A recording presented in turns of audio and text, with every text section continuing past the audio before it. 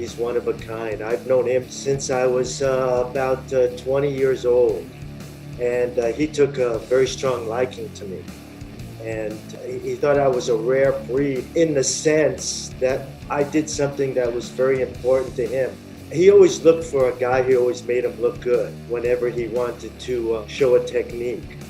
And, you know, I was the guy that took the lead on that. So he always used me. So I was always around him in my younger days when I first started.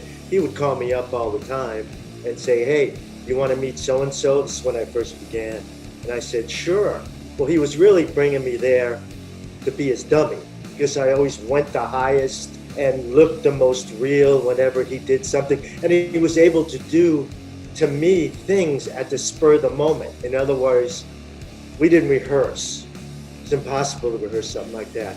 So he liked me for that fact because I was always so spontaneous. I saw what was coming, you know, and I reacted to it. He didn't have to explain something. Yeah, you know, so it made him look that much better. As I see this question from I hit both your legs, but I'll only hit one of your legs to punish it. Like you get on your knees and you go down on your face. Boom. No, I'll do this once. And you just go like this. Yeah. Okay? Okay. Okay.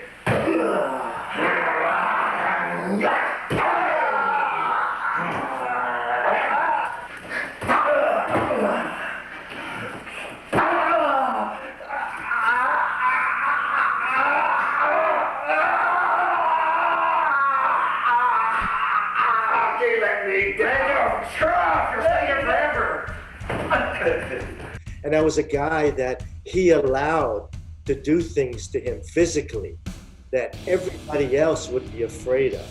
And he always knew I was kidding, but I always knew how far to take it, but other people would take. I would slap him in his face. I would trip him, you know, and people would look at me and, you know, are you kidding? You're gonna get your neck broken. I always did it with love and respect. Sometimes it would go a little overboard. He would go up, be upset, but I would remind him, I'm only joking.